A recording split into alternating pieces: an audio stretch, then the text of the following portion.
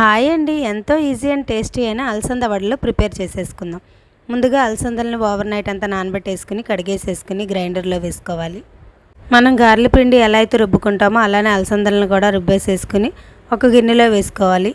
రోలు తీసుకుని దానిలోకి ఇంచు అల్లం ముక్క, 3 పచ్చిమిర్చి, కొంచెం జీలకర్ర వేసుకుని అవి కూడా దంచుకుని పిండిలోకి వేసుకోవాలి.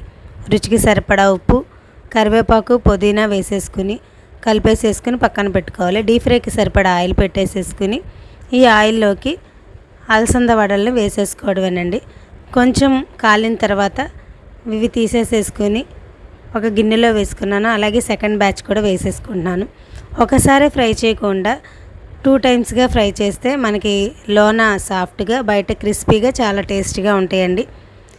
దీనికి సైడ్ డిష్ ఏమీ అవసరం లేదు. చట్నీ కానీ చికెన్ కర్రీలోకి చాలా టేస్టీగా ఉంటాయండి. ఈ విధంగా ట్రై చేయండి. ఎప్పుడు మినపగారెలు కాకుండా ఇలా కూడా ట్రై చేయండి. చాలా టేస్టీగా ఉంటాయి.